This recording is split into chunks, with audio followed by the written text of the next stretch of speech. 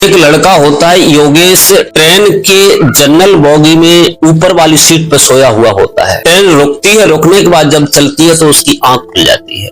आंख खुलने के बाद जब वो देखता है तो नीचे वाली सीट पर उसकी पत्नी जो 6 साल पहले उसके तलाक हो चुकी थी वही बैठी हुई है। उसे देख करके वो देखता ही रह गया, क्योंकि जब तलाक हुई थी तब वो खूब तंदुरुस्त थी, लेकिन उसके बाद जब वो मिली तो उसका शरीर सूख कर काटा हो चुका था और एक कम पैसों वाली साड़ी पहने हुई थी, बैठी हुई थी, थोड़ा मानो इसका कुछ खो गया हो। योगेश ने जब देखा और अकस्मात उसकी भी नजर जब योगेश पे पड़ी तो वो भी देख करके और अपनी नजर खिड़की की तरफ कर लेती है। उसके बाद में वो लड़का योगेश होता है, ऊपर से नीचे आता है, उसकी पत्नी में रागिनी बैठी हुई होती है, उसके पास एक लड़का बैठा होता है, उससे कहता है भाई आप ऊपर वाली सीट पर पहुंच जाओ। तो वो लड़का मान जाता है और ऊपर वाली सीट पर चला जाता है। जब वो बैठता है, बैठने के बाद रागिनी से पूछता है आप इस हालत में आपकी दशा क्या है, क्या आपने अभी तक कोई शादी नहीं की है? तो थोड़ी देर बाद रागिनी कहती है नहीं। जब सर हिलाती है अभी नहीं, तो रागिनी पूछती है क्या आपने शादी कर ली? वो भी नाम सर हिला देता है अभी नहीं। लेकिन थोड़ी देर के लिए दोनों मौन रहते हैं। मौन रहने के बाद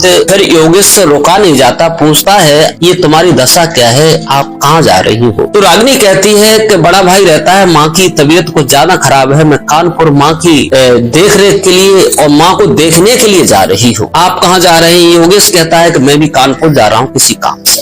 इसी सिलसिले में बातें चलती रहती हैं। थोड़ी देर बाद क्या होता है कि कुल्फी बेचने वाला उसी जगह आ जाता है। कुल्फी बेचने वाला आता है, योगेश उसे पास में बुलाता है और बुलाने के बाद कहता है क्या कुल्फी खाओगी? पहले मना करती नहीं मैं। योगेश कहता दोस्त कुल्फी खा लो, इससे होता क्या है, कुल्फी खा लो कुछ नहीं होता। सोच समझ करके वो लड़की कहती है रागिनी कुल्फी तो खाएंगे लेकिन शर्त होगी। योगेश कहता क्या शर्त होगी? शर्त ये होगी कि कुल्फी के पैसे हम देंगे। योगेश कहता कोई बात नहीं, ठीक है आप दे देना। आइए कुल्फी। 2 कुल्फी लेती है रागिनी। लेने के बाद एक अपने पति योगेश होता है तलाकशुदा, उसे देती है। उसके बाद में एक सुतह खाने लगती है। कुल्फी खाने के बाद चर्चाएं बढ़ जाती है। योगेश कहता है काश आप पहले कितनी सुंदर थी, आपने कुछ पैसे दिए। और देने के बाद रागिनी कहती है कि मैंने एक प्राइवेट स्कूल में पढ़ाना शुरू कर दिया है, महीने के मुझे 10,000 रुपए मिलते हैं, मैं भी कमाने लगी हूँ। योगेश कहता है कि तुमने बहुत गलती की, जब तुम्हारा डिवोर्स हुआ था तब कलेक्टर साहब ने 30 लाख रुपए देने के लिए आपसे कहा, लेकिन आपने पैसा नहीं लिया। काश आज खुद का स्कूल आपके पास होता। रागिनी कहती अगर मैं आपसे 30 लाख रुपए ले लेती, लेने के बाद स्कूल चलाती, तो मेरा ईमान कहता कि आखिर उसी के पैसों पर पल रही हूँ, इसलिए मैंने पैसा लेना मुमकिन नहीं समझा। योगेश कहता है कोई बात नहीं है, चलो ठीक है जैसा कुछ है। योगेश कहता है अब मैंने पीना भी छोड़ दिया है, किसी को तकलीफ देना भी छोड़ दिया है, अब मैं बहुत पछता रहा हूँ, तुमसे डिवोर्स हो गया उस समय से, कोई बात नहीं ऐसा तो होता रहता है। रागिनी पूछती है माँ कैसी है? बोले बस माँ की मत पूछो, माँ जब भी पूछती थी तब कहती थी बहू को ले आओ, लेकिन उन्हें कहा मालूम था कि तलाक होने के बाद पत्नी घर पे नहीं आती है। माँ को मरे हुए तो बहुत समय हो गया। रागिनी कहती मैं जब आई थी तो माँ को तो मैंने भला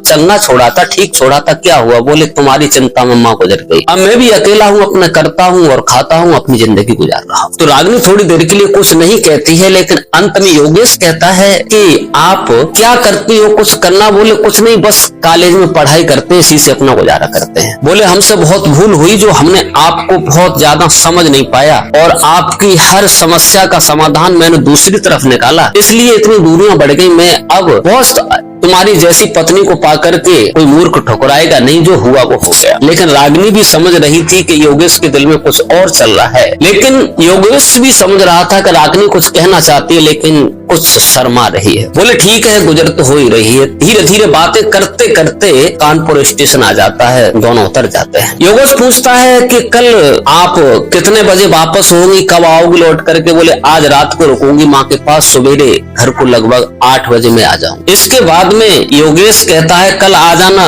तो 2 टिकट हम ले लेते हैं।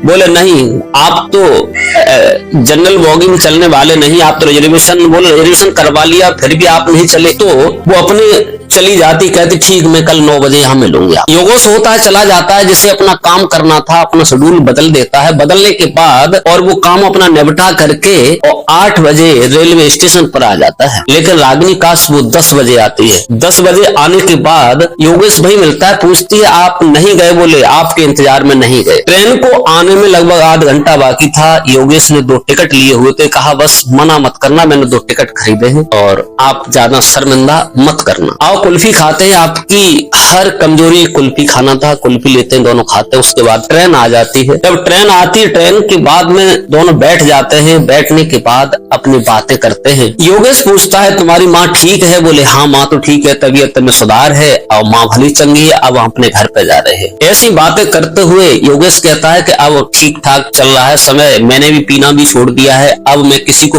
परेशान करना नहीं चाहता। रागिनी कहती अगर आप पहले नहीं पीते तो ये समस्याएं 5 साल में आपके साथ रही और ये समस्या सामने नहीं आती। काश आपने मेरी एक भी बात नहीं मानी, मैं बार बार समझाती रही लेकिन आपने पीना नहीं छोड़ा और हमें भी टॉर्चर करते रहते थे। आपके चलते मेरे 2 गर्भपात हुए। आज एक बड़ा बेटा होता तो 8 साल का होता, छोटा 6 वर्ष का होता। ये बात सुनकर के योगेश भी गदगद हो गया। कहने लगा क्या मुझे नहीं मालूम था इतनी बड़ी भूल हुई है। वो भी अपने को पछतावा की तरफ मान रहा था। रागिनी भी बैठी हुई थी। योगेश के कंधे पर अपना सर रख करके ऐसे रो रही थी जैसे बच्चे रो रहे हैं। रोने के बाद धीरे धीरे जहाँ रागिनी को उतरना था वो जगह आगे ट्रेन रुकती है। योगेश कहता है कि तुम्हारा तो स्टेशन आ चुका है, लेकिन रागिनी को वहाँ उतरना नहीं था, नया सफर शुरू करना था। रागिनी कहती है अब हमें नई जिंदगी जीनी है, अब इस जगह नहीं उतरना है, अब मैके की राह नहीं देखनी है, अब केवल हमें अपने ससुराल जाना है, आपके साथ चलना है।